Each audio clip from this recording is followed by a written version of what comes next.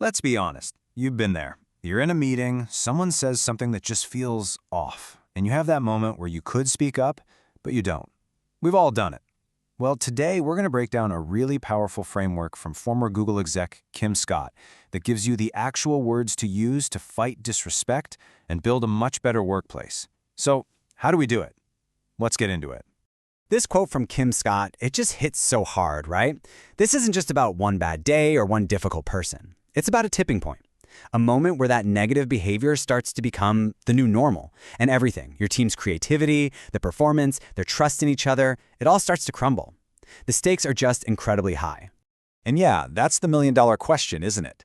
It is so easy to feel powerless in those moments. But what if I told you there was a simple, easy-to-remember toolkit you could pull out right then and there? Well, there is, and we're about to walk through it. Okay, so the very first step, and this is absolutely crucial, is to stop thinking about disrespect as this one big, messy, unsolvable problem. Because when we do that, we get paralyzed. The key is something Kim Scott calls disambiguation. It's a fancy word, but all it means is breaking the problem down into smaller pieces so you know exactly what you're dealing with. So check this out. Scott gives us 3 super simple definitions. Bias is basically not meaning it. Those unconscious thoughts we all have. Prejudice is meaning it. It's a conscious and harmful belief. And then there's bullying, which is just about being mean. The action itself is the problem.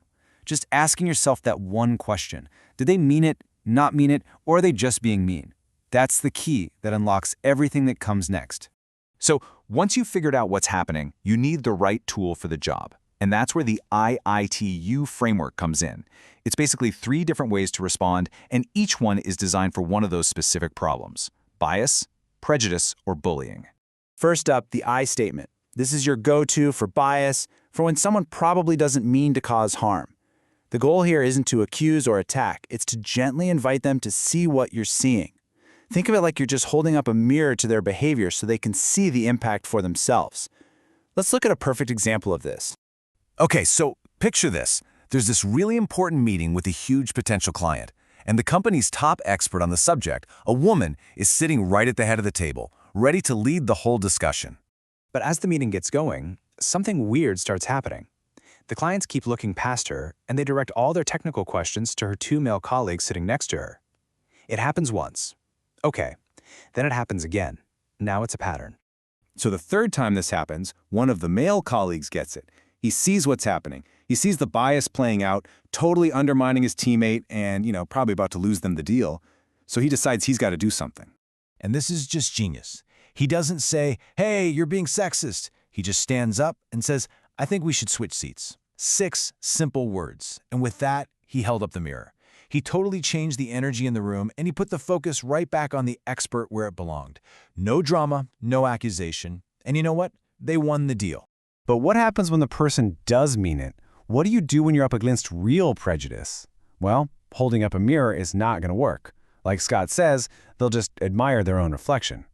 That's when you pull out an IT statement. With this, you're not inviting them to see your point of view. You are setting a hard boundary by pointing to some kind of external authority, HR policy, the law, or even just common decency. Here's a really powerful example from Scott's own life. She came back from parental leave, and a coworker said it was bad for her kids that she was at work. She tried an I statement, but it didn't work, so she escalated. This it statement didn't argue with him. It just made it crystal clear. Imposing his belief on her was crossing a professional line, and it shut the conversation down, right then and there. And finally, there's bullying, when someone is just being mean. With a bully, the whole game changes. You don't want to show them a boundary they can try to smash through, and you definitely don't want to show them you're hurt. This is where you use a you statement to push them away and take your power back. This bit of wisdom is incredible. It actually came from Kim Scott's daughter when she was in 3rd grade.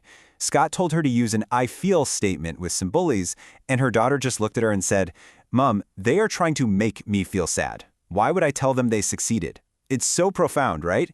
So instead, a you statement like, "You can't talk to me like that," puts the focus back on them and puts you back in control. Okay, so these tools are amazing for all of us to use in the moment. But if you're a leader, your job goes way deeper. It's not just about reacting. It's about building a system where bullying just can't survive. And that means creating real, tangible consequences. So how do you do that? Scott points to 3 key levers. First, there are conversational consequences. As a leader, you shut that behavior down the second you see it. Second, compensation consequences. This is huge. It means that feedback about bullying has to directly affect performance reviews and bonuses. If you get a bad teamwork score, you get a bad overall score, period. And third, career consequences. You do not promote bullies, and you make it crystal clear that this kind of behavior will get them fired. This quote really says it all. So many leaders hesitate to fire a bully, especially if they think they're a high performer. But all the data shows that the second you remove that person, the performance of the entire team shoots up. The damage they do is always greater than any contribution they make. All right, let's bring this all back home, back to us. Because it doesn't matter if you're the CEO or the new hire, we all face that moment of choice. Do I say something or do I stay quiet? And our natural human instinct, our default setting, is almost always silence. We've got to change that. We freeze up because our brains are hardwired to see the immediate risks of speaking up, right? It's going to be awkward, it might cause a conflict, it's just uncomfortable. But what we usually ignore are the much bigger, long-term risks of staying silent. Every time we say nothing, we're basically giving that behavior a green light. We're helping a culture of fear take root. And maybe worst of all, we chip away at our own integrity. So I want you to think about it like this. What's the return on investment of speaking up? The cost is actually pretty small. A few seconds of courage, a moment of discomfort. But the benefit, the payoff, is huge. You help build a place where everyone feels safe enough to do their best work. That is a massive return for a very small investment. So I'll leave you with this one question. The next time you're in that situation, when you feel that pull to just let it slide, I want you to ask yourself, what is the real cost of my silence? Not just for the team or for the company, but for me. Because having the right words is one thing, making the choice to use them is everything.